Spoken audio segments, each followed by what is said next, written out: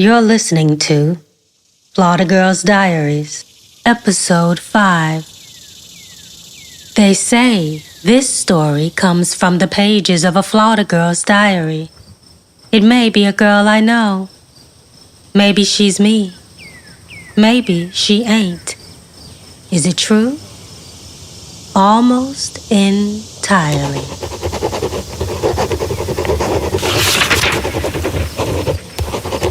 Tuesday, February 14th, 2023, 4:13 p.m. It's been a while since I've been dancing. One thing I told my boyfriend is that people don't dance anymore. I told him that I aspired to dance. Not professionally, but I wanted to be on someone's dance floor, grooving like Michael Jackson when he does the sway, the rock, and the snap. I danced around the house a lot and used to go to the clubs a ton when I was in college. Every Thursday, Friday, Saturday, and sometimes Sunday. And we danced. We danced until the sun came up. Literally. Me and my friends would go to a party Thursday night that wouldn't end until 4 a.m. Parties where we could find mature men with money and experience. The closest club was an hour away, and we drove. By the time we got back to campus Friday morning, it was almost 7 in the morning. No time to head to the dorm and shower, so straight to class I went, in my club clothes and all. A night I'll never forget is the Halloween party my freshman year. I showed up to my exam the next morning dressed like Wednesday Addams. I still passed the class with an 89.99%. An A- would have felt amazing for 0.01 second. But fuck that, cause we turned the fuck up. And that's where I met my boo, my bae, my man. He was dressed as Captain Jack Sparrow. He stole my heart with that eyeliner. It was rogue. Something about a black man dressed in rags, roughing it out on a mission to find hidden treasure just tickled me in all the right places. I wanted to go with him on that mission and keep his telescope warm so he could see. That's what I think the purpose of a woman is, to make sure a nigga see straight.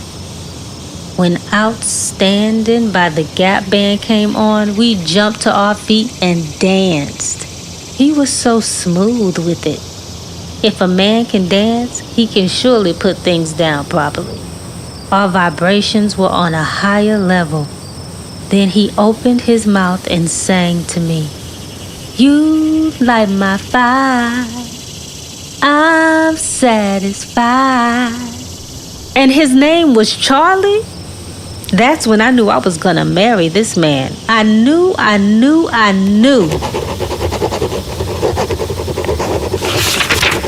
It's been 10 years since we've graduated, and I've spent a great deal of time being submissive and letting my sweet baby take the lead. He truly is an amazing boyfriend. He considers me, encourages me, and pleases me in ways that make it damn near impossible for me to ever think about another man. I get that there are independent women out there, but I want a family, and I want to be married and in a committed relationship. He knows this. I've made it clear. I can't be somebody's 30-year-old girlfriend with no house, no kids, and nothing but these community college degrees we got years ago. So he better put a ring on it tonight, then knock me up, or he might need to find another 20-something girl to play with. I hate how harsh this sounds, and I'm sure I'll find a better way to say this to him if he doesn't propose tonight. But I'm tired of having this conversation. I've resorted to leaving hints, planting bridal magazines around the house, sending him photos of our friends and their weddings, honeymoons, and gender reveal photos. He seems to be lost. But after 10 years, you think he'd be trying to shoot up the club and solidify his legacy already. But I get it. Men don't need to rush. They've got viable sperm at 162 years old. I've made myself clear. I don't want to be 45 and pregnant. That can't feel good. I hate to give him an ultimatum, but I think a little push is necessary to get these men on the right track. If not, they'll be out here sowing their seeds about the Garden of Eden. No real thought for the alignment of crops. What am I saying right now? Let me put out this blunt and finish getting ready for our dinner date. Wednesday, February 15th, 2023, 1:25 a.m. With a lavender vanilla candle lit, Pinot Noir in my glass refilled to the rim after taking it to the head, and the lusty contralto breath from heaven that is Toni Braxton's Let It Flow on repeat to set the mood. Where do I begin? Where do I begin? He sent a car for me, though I would have preferred he picked me up. I love intimate rides together, but it was clear he didn't want to be trapped in the car with me. He knew I had expectations for the night, big ones. I arrived at the venue where that magical Halloween party was hosted when we were in college, and my heart melted. We hadn't been here since graduating. I got butterflies in my stomach. It was happening. I just knew it was happening. I walked in and the dance floor was full. People were on their feet dancing and having a good time. The place was decorated almost the exact way it was that meet-cute night of ours. Looking through the crowd, I recognized everyone from town. Even a few people from college I hadn't seen in years. We exchanged hugs and kisses before he led me to our private table. I would have preferred he rented the place out just for us, but this was nostalgic, and I was gonna get to dance. We were served jerk salmon and salad. It was seasoned to perfection. A champagne bottle on ice rested at the center of the table. The waiter brought us both a glass. I stared at the glass extra hard to see if there was a ring at the bottom. Then Charlie said, "I want to make a toast." I raised my glass and there was no bling bling, but the night was still young. He said, "Happy Valentine's Day, babe. Here's to 10 years of being together, loving each other and being best friends. I want nothing more than to spend the rest of my life with you. I love you." My eyes started to water, but I caught the tears just in time to save my makeup. We ate dinner and we laughed, catching up on our day, reminiscing on the past, and encouraging each other for the future. But then the night began to feel more like a joint Valentine's Day party. We were approached and forced to mingle with old friends from college and people from around town. It was exhausting. One couple came and sat with us for a bit, intrusively. Over-familiarity is the death of all interactions. I was annoyed to find out that they were already married with 2 kids and they just wouldn't shut up about the way to do things and the way not to do things. That's when the conversation came up. "When are you guys gonna tie the knot? What y'all waiting for?" Charlie answered for us and said, "Well, we've got time. There's no rush. But of course, we are eventually." With a forced smile, I asked, "When did you two get married? I don't remember getting an invite." The wife responded, "We went to the courthouse. He can't afford the wedding, I won't." We all chuckled lightly. She was a jokester, but was she joking? I find myself looking at men when their women speak. Men always look like they need to be saved from these conversations. He didn't say much. He took a few sips as she continued to ramble on about wanting to have another baby. But this time, she wanted a water birth. Whatever. I found myself outside of my own body somehow. It's as if I was watching myself in the middle of this unexpected double date on Valentine's Day with nothing to say. Charlie and I barely spoke after that. I don't know if he noticed He seemed to be having so much fun once the husband started chatting with him off to the side, leaving me in the midst of my misery as this woman babbled on about the struggles of being a working mother and wife. Maybe it wasn't showing on my blank face, as I hardly opened my mouth. I began to think that this may be the way he likes it. Me not asking questions, me just listening. The night was ultimately lame as fuck. There wasn't even a DJ. Well, there was, but he wasn't a real DJ. He was playing music from Pandora's playlist. Not a single song came on that inspired me. I didn't get to dance. My mama cried. "He's a good man, Savannah," this morning when I told her I had ended things with Charlie. Waiting for him to give me a ring so I can exhale will have me asphyxiated. Her standards are questionable. She's been my dad's girlfriend since my conception, and he gets locked up once a year. Possession, petty theft, battery, resisting arrest. I'm the only child he's got with my mother, but I still somehow have 8 younger siblings. Or 9. I can't keep up, and I won't. Charlie is nowhere near as bad as my father. I wouldn't have spent 10 years with him if I thought he was a maniac. But do my standards have to continue to be so low? He's a procrastinator, and I'm here on earth to get shit done. To live a full life. He'll call me when he needs his rib back.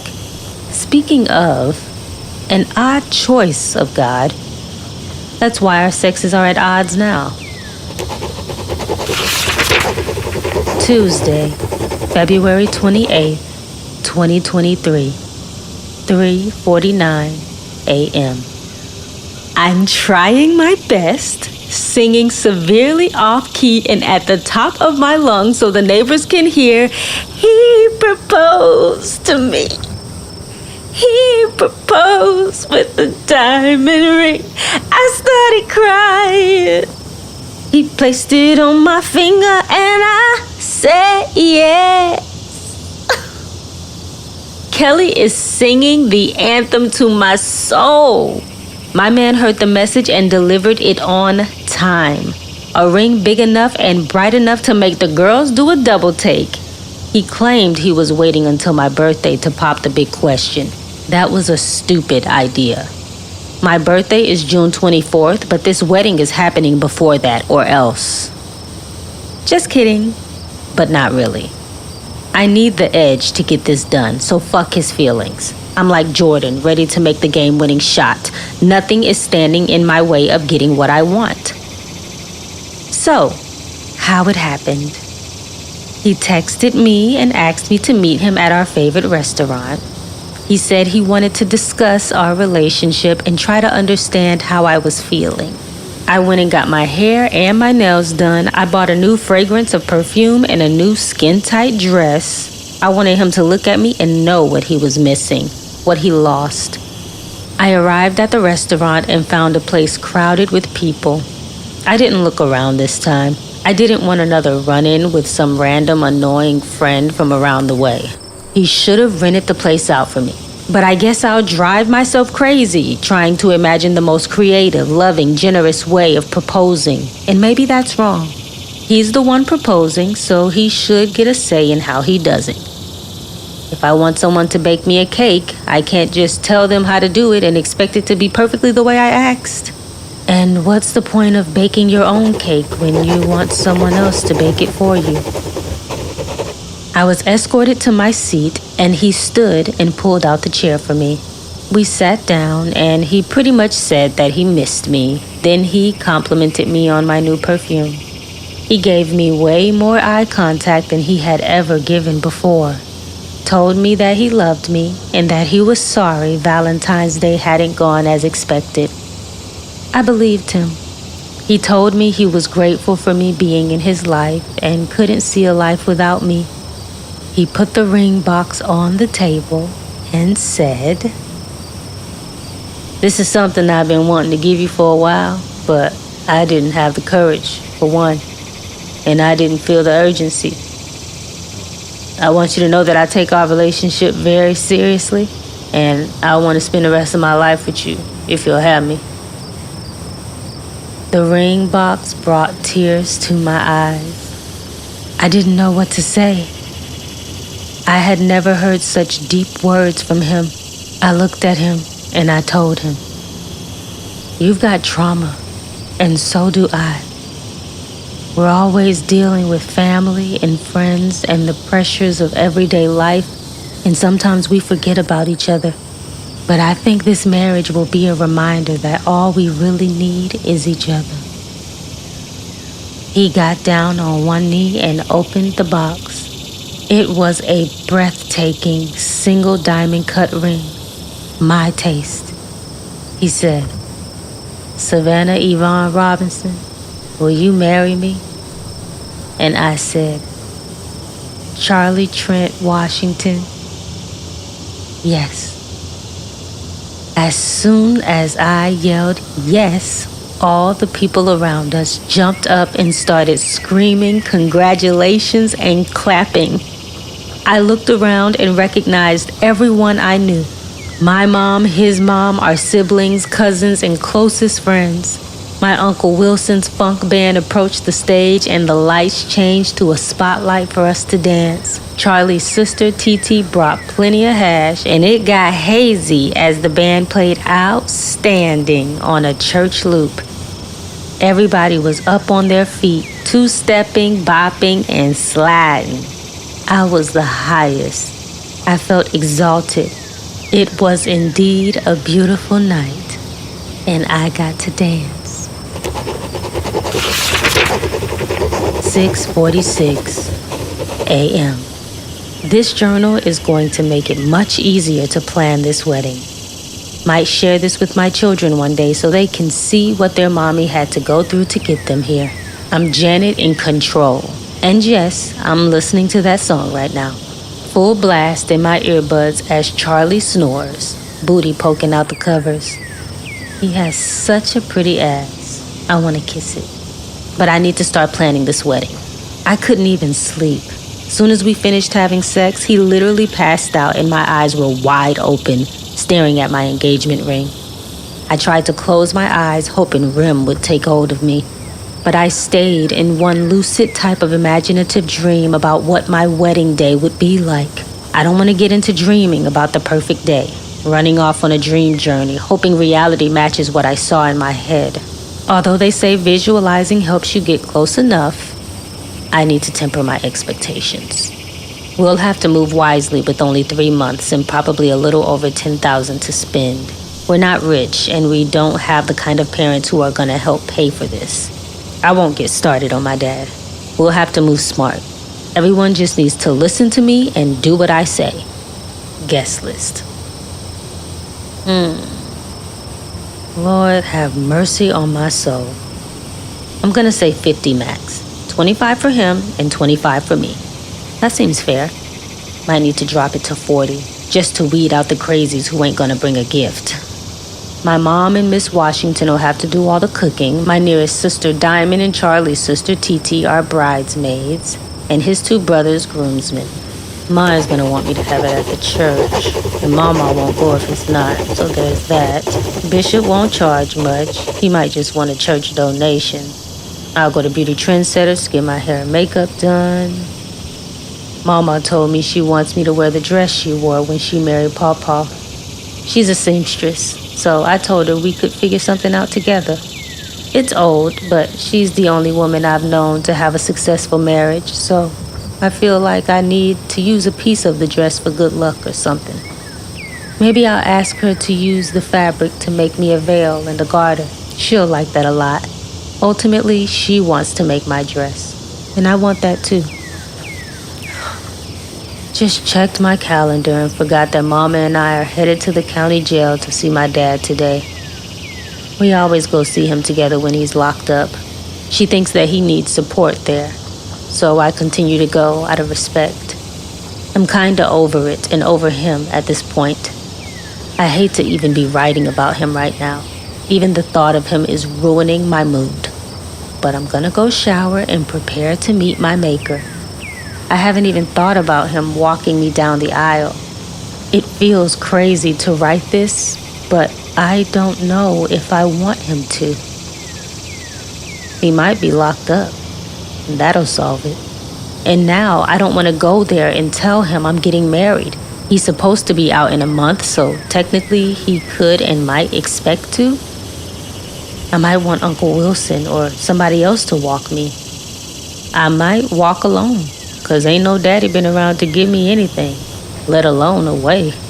My mind is wrecked and I feel my blood pressure rising. I wish my sissy Diamond could come. She's a few years older than me and has been more like a guardian angel than a big sister. She'd hold my hand and be like, "Sis, how he feels ain't none of your concern." And then I'd breathe. We don't have the same daddy, but hers ain't around much either. And jail ain't what's keeping her from seeing hers. He just don't care. That's a whole other breed right there. I've got to calm down. I don't want to go to this visit with bad energy. I'm going to have Janet's Funny How Time Flies playing in one ear all day. I think it'll calm me. 8:32 p.m. I'll never feel safe visiting a jailhouse. I've been visiting that place on and off since I was 12. It's crazy my dad isn't tired of going there. The filth, the degradation, no window into a better future. But I think he's come to accept his place in life, and I think he's grown to feel comfortable being there. It's like a vacation for him at this point. Maybe he feels like a rock star dad going on tour, only he's not returning with more fame and money. He's returning with a record and requests. My mom has always been so loyal to him. When he's locked up, she's there. When he's out, she's there. A random girl gets pregnant, and she's there. Her forgiveness is debilitating. Sometimes I imagine the kind of wedding I'd have if my parents did something with their lives. I see weddings on TV and even on Instagram. People I've known who have had the most extravagant weddings. I know that's not what marriage is about, and it's bound to succeed or fail at the percentage it always has. But it can be a symbol of one's success, the work one has done to get them to this place. A wedding on some private, luxurious island, or some cathedral that rings bells or some shit.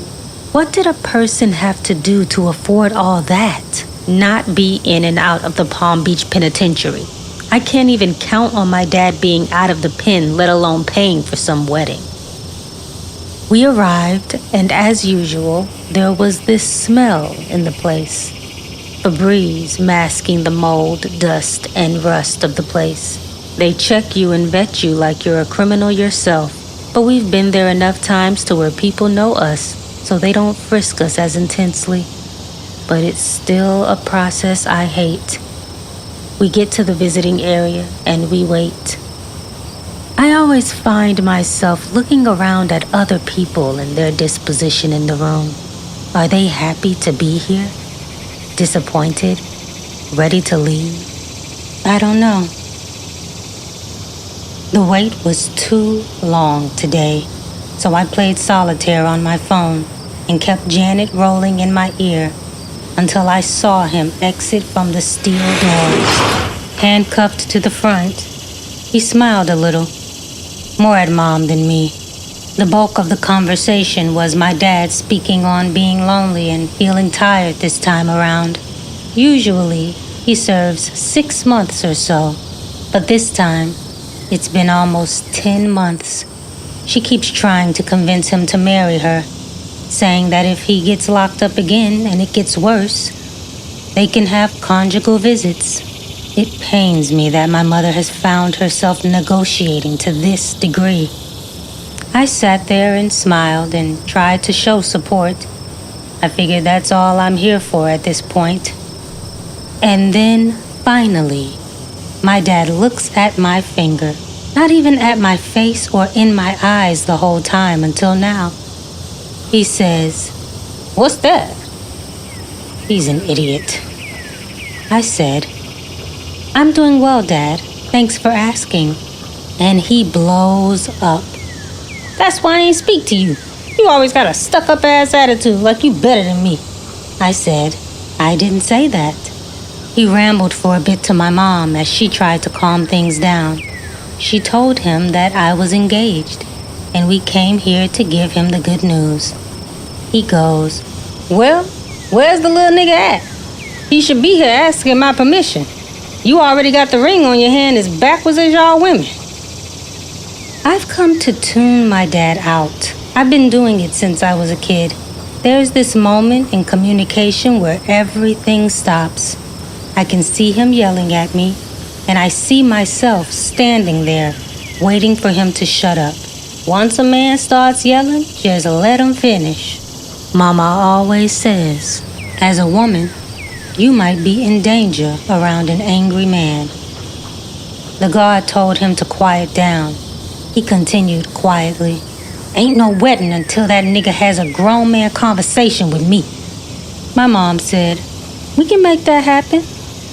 I told them both, hell no.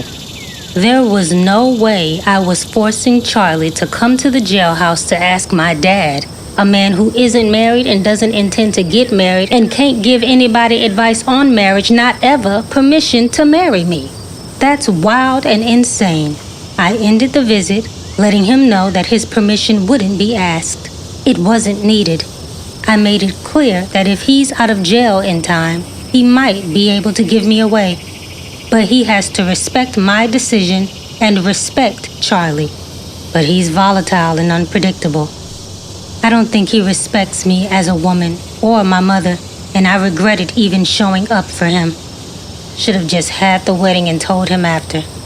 He makes me second-guess a wedding altogether. Eloping would be better than having him there causing a scene.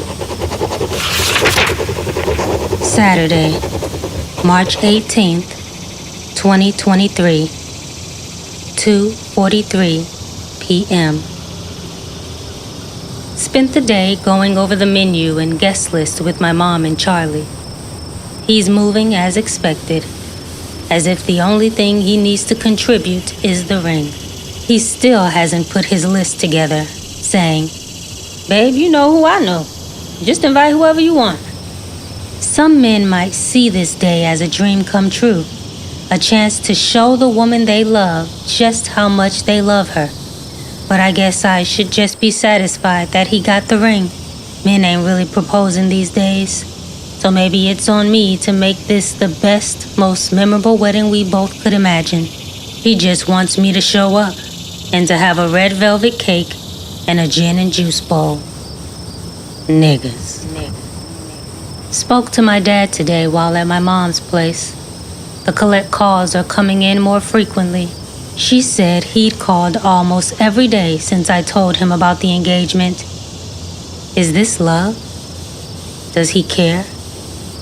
I hate to question why he cares so much all of a sudden. He asked to speak to Charlie on the phone, and it was awkward, of course. He snidely told Charlie he hadn't heard much about him, which was a stupid way to start the conversation. I've been with Charlie for 10 years. The only reason he hasn't heard much about him is because he hasn't been around, and he doesn't ask. But Charlie was a gentleman and kept his cool. Charlie has a way with words that disarms people. He said to my dad, you know how Savannah is. She wants us men to mind our business. My dad started laughing. I found myself smiling, too. I could appreciate him trying. After my dad hung up, my mom started her mending of the broken home. She goes, so you think you want to let your daddy give you away? It'll be good for him. What about what's good for me? I told her I'd think about it, but the more I thought about it, the more sick I felt. My heart began to beat at an accelerated pace. My palms dripped sweat as my mom continued, you know what it means for a father to give his daughter away? Don't be cruel. Cruel is showing up to my 14th birthday campfire party drunk and pissing on the fire we made for s'mores, then sneaking into my friend's tent thinking it was someone's mom. Cruel is sleeping with every friend Mom brings around and conceiving random, weird-ass children that I'm supposed to call siblings. Cruel is putting multiple credit cards in my name as a child that went to collections that I'm still trying to recover from. I don't know that I can continue recapping this man's rap sheet, 'cause I might just turn his ass in for fraud. I told Charlie I was ready to leave. What I love about Charlie is that he responds to me delicately, to who I am in the moment. He pays attention. He grabbed my sweaty palm, held it tight, and said, "Whatever you want to do, wherever you want to go, I'm with you." Wednesday, March 29th, 2023, 3:11 a.m. Took the day off work so that Charlie and I could get our marriage license. So awkward, but I ran into my ex from high school. He was waiting in the child support line. So funny because he cheated on me and got one of the bap-ass neighborhood girls pregnant. Now look where we are. Getting our license was pretty easy until the stank, gum-smacking desk associate asked us a duh question I hadn't thought of. "Can you confirm that you are not relatives?" Charlie said, "No, we're not." So quickly. But how could we be so sure? My mind hesitated a bit, like, could he be my cousin? I hear cousin marriages are legal here, but who really knows? He probably is my cousin somewhere down the line, but as long as it's not a close line, what the hell? We signed the papers, waved goodbye to my ex, who was still in the same place in line, went home, made frozen strawberry daiquiris, listened to the quiet storm, and made sweet love to each other all night. Sunday, April 23rd, 2023, 10:21 p.m. Church today was a little fun and a little nerve-wracking. They hired a new choir director and she's been bringing the heat. She added 2 new songs by Kiara Shear to the set list, so they might have me sitting close to the front next time. Still near the back, close to the aisle, I stood, danced, clapped, and I hadn't done that in a while. Charlie's an usher, believe it or not. He guards the front door so no one enters during moments like prayer, so I always sit in the back, to be next to him and to the parking lot. My mom sat in the second row behind Mama, who's our church mother, and she caught the Holy Ghost today. Real bad. Like she fell out and no one was there to catch her silly ass. That's another reason why I sit in the back. It is and has always been embarrassing. My mom is always one to put on a show, asking Bishop to pray for Daddy, me, and all his children. Whether she's actually catching the spirit is still up for debate. After service, we had counseling with Bishop Chisholm. He gave some insights on how he's maintained his marriage for 47 years. He gave us a marriage questionnaire and told us we passed with flying colors. He said his only concern was that we both didn't seem to have good relationships with our fathers, and he felt like that would show up in our marriage, not having an example of a secure man around. He said he wanted to see me in the front row and requested that I be more involved. I don't want to be up in the church all the time. Been there and done that. Sundays are enough.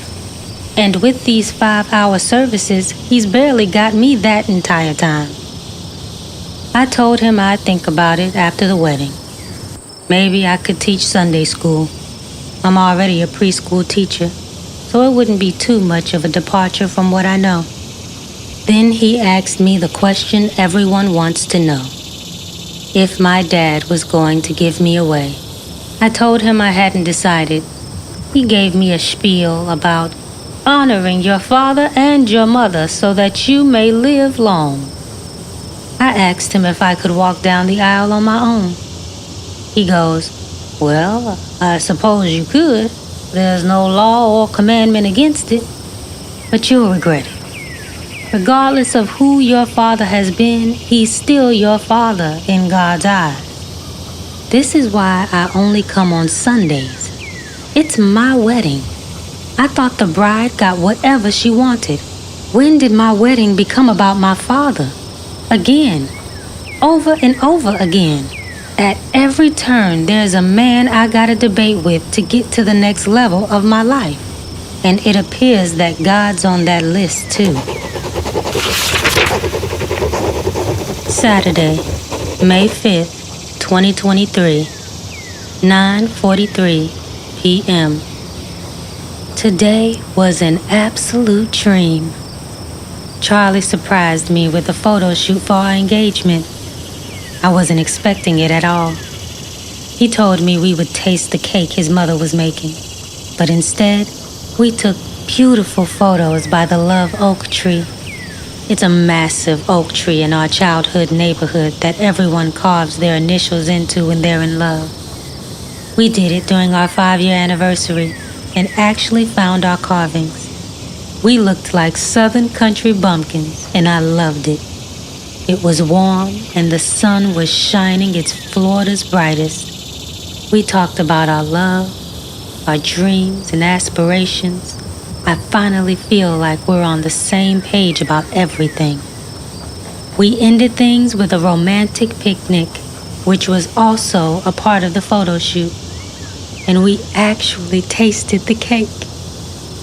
That's what he had in the basket. We're going with red velvet and strawberry icing, my baby's favorite. Saturday, May 18th, 2023, 2:43 p.m. Charlie and I decided to have a joint wedding shower and then have the girls and guys hang out separately the night before the wedding. He knows my boundaries. No naked hoes, and we're good. You don't need to see anything else. We're good. You're good. Catch a flick if you need to, but we don't need titties and asses causing confusion the night before the ceremony. He agreed. Sunday, May 19th, 2023, 5:59 a.m. Life is full of surprises, and if you don't like surprises, you'll have a hard time getting through this shit without killing someone. My dad surprised us at the wedding shower last night. I guess they moved his release date up. My mom, with no boundaries, thought it would be a good idea to make it a big thing to show me that he's gonna be there for me during the wedding.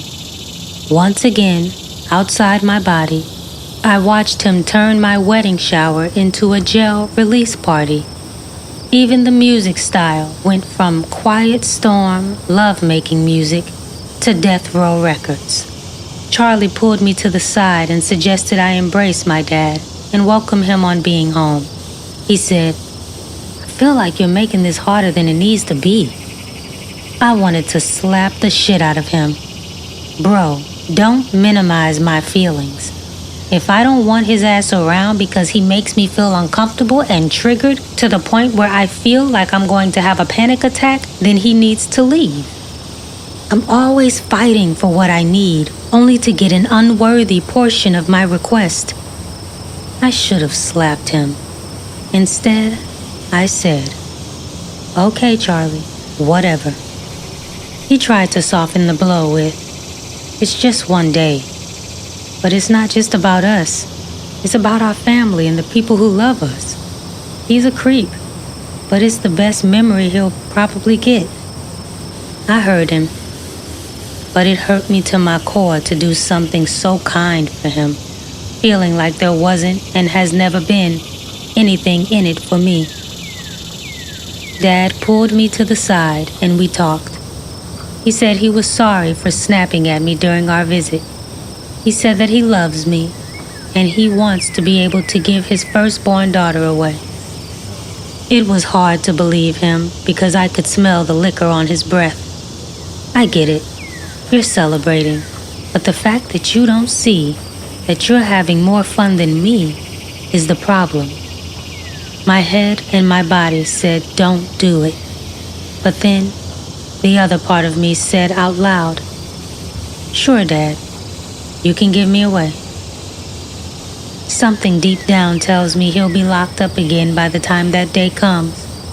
Then everyone can shut the fuck up about it and let me have my day.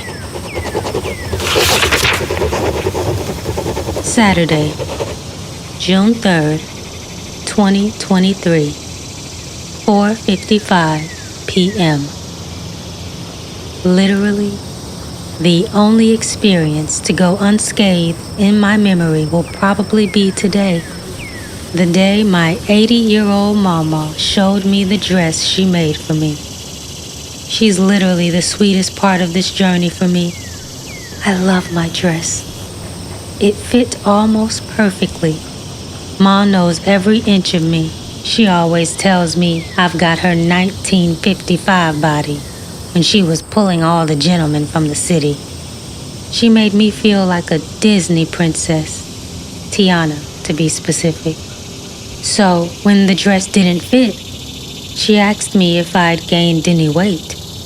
She looked at my stomach and said, "When's the last time you bled, child?" My heart dropped.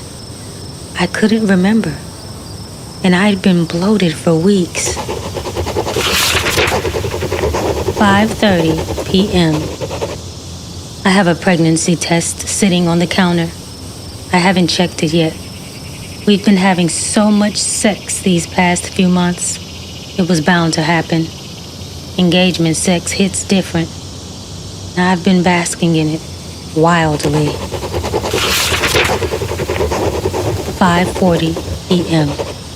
I am fucking pregnant. What the fucking fuck? Monday, June 5th, 2023, 4:55 p.m. I'm definitely pregnant. About 10 weeks. Charlie and I took an official test at the doctor this morning. He was so excited, and that felt good. But as we listened to the heartbeat, a fear took over my body, a panic. The thought, oh no, I have to do it already. I haven't had time to be a wife yet. I have to do it better than my parents, somehow. The thought, how can I be a good parent with terrible parents, crowded my mind. Charlie assured me that we'd be amazing parents. He had the nerve to say that he's more excited about the baby than the wedding. Men. We decided not to tell anyone other than Mama until after we get married.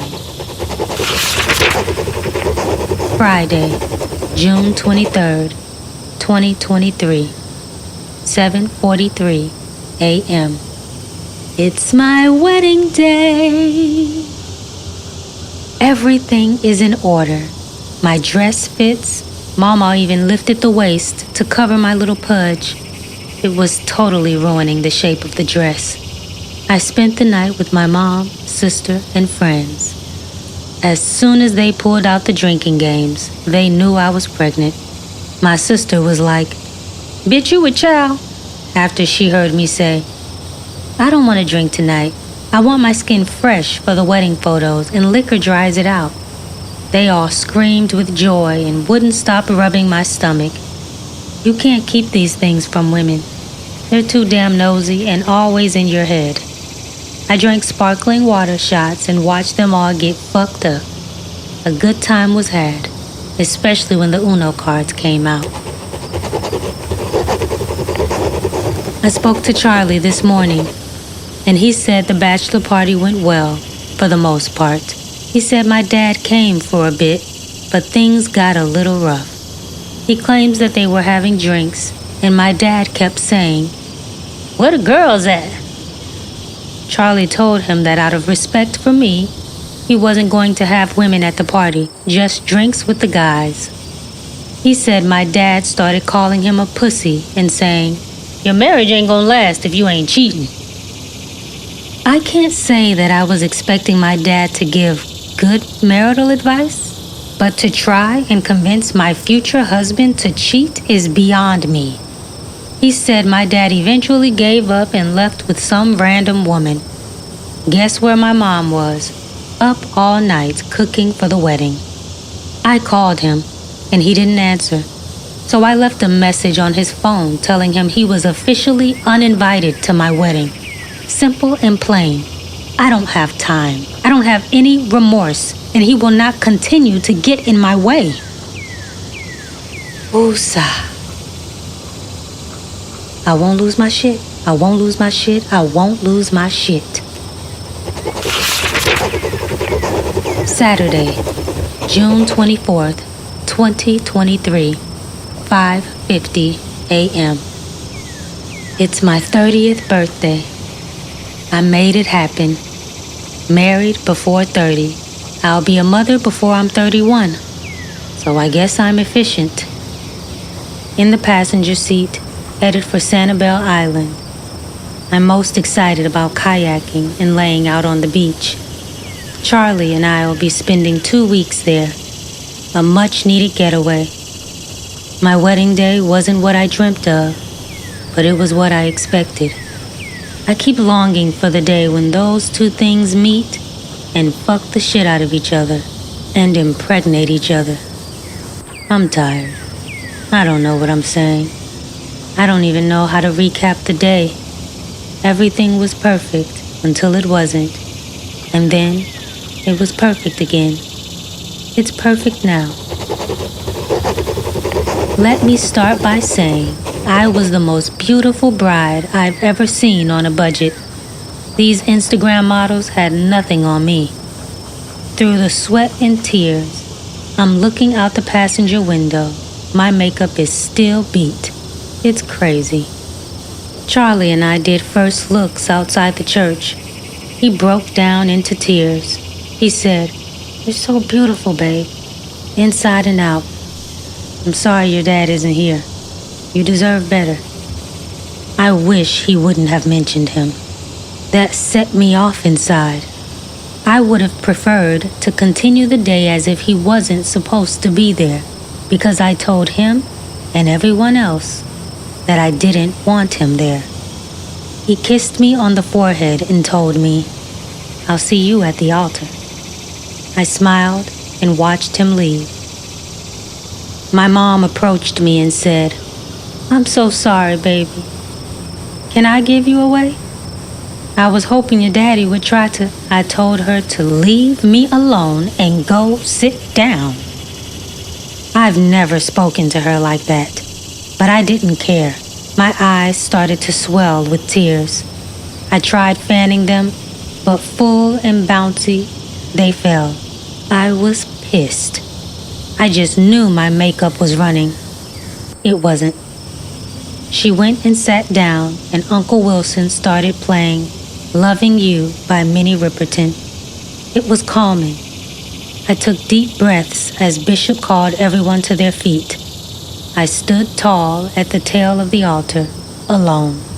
Like much of my life up to this point, I wanted to give myself away.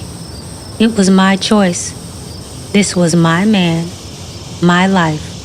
My mom and dad are living their lives with no regard for me. I had to do the same. I walked down the aisle and gave eye contact to everyone I loved and invited. I wanted to express gratitude for them coming and celebrating me and Charlie. I reached the altar, and Charlie and I began to bawl.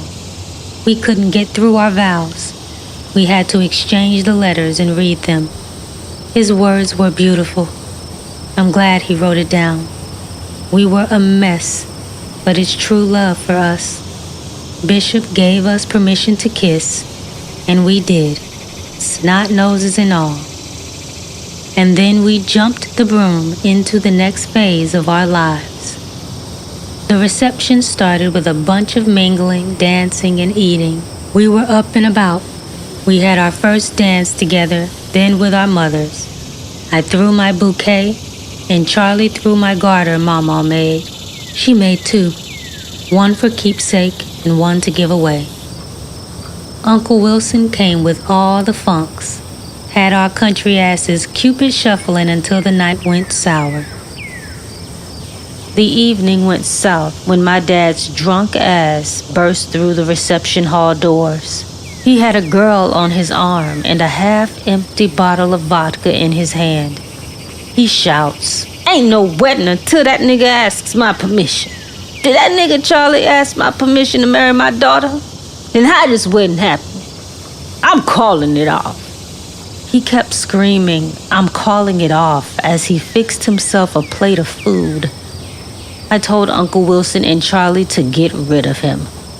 My cousin Rick on my mom's side was a cop, and he was there, but he wasn't gonna make a move unless he felt it absolutely necessary.